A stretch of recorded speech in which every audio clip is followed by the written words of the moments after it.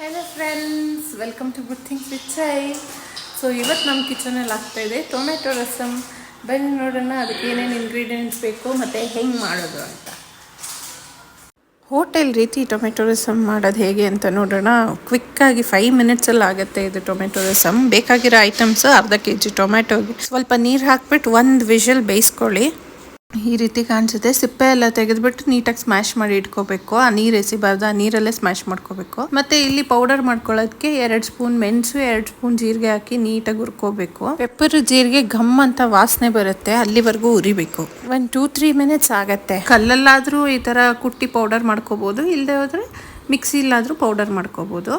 ಪಕ್ಕದಲ್ಲೇ ನಾವು ಟೊಮ್ಯಾಟೊನ ಪೇಸ್ಟ್ ಮಾಡಿ ಇಟ್ಕೊಂಡಿದ್ದೀವಿ. ಒಂದು ಪಾತ್ರೆಗೆ ಆಯಿಲ್, ತುಪ್ಪ ನಿಮಗೆ ಬೇಕಿದ್ರೆ ಹಾಕ್ಕೋಬೋದು, ಇಲ್ಲದೆ ಹೋದರೆ ಇಲ್ಲ.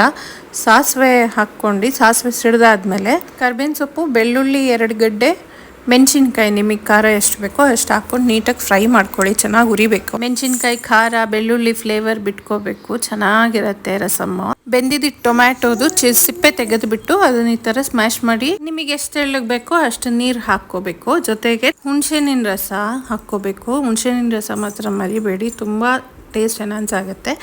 ಅದಾಗ್ತಿದ್ದಂಗೆ ಪೌಡರ್ ಮಾಡ್ಕೊಂಡು ಇಟ್ಕೊಂಡಿರ್ತೀವಲ್ಲ ಪೆಪ್ಪರ್ದು ಮತ್ತು ಜೀರಿಗೆ, ಆ ಪೌಡರ್ ಹಾಕಬೇಕು. ಅರಶಿನ 1 ಟೇಬಲ್ ಸ್ಪೂನು. ಖಾರ ಪುಡಿ ನಿಮಗೆ ಖಾರ ಎಷ್ಟು ಬೇಕೋ ಅಷ್ಟು ನೋಡ್ಕೊಂಡು ಹಾಕಿ. ನಾವಿಲ್ಲಿ 1 ಸ್ಪೂನ್ ಹಾಕಿದ್ದೀವಿ. ಮೆಣಸಿನ್ಕಾಯಿ ಹಾಕಿರ್ತೀವಲ್ಲ, ಖಾರ ಅದರೊಳಗೆ ಬಿಟ್ಕೊಂಡಿರುತ್ತೆ. ಸೊ ಖಾರ ಪುಡಿ ಆಪ್ಷನಲ್ಲು.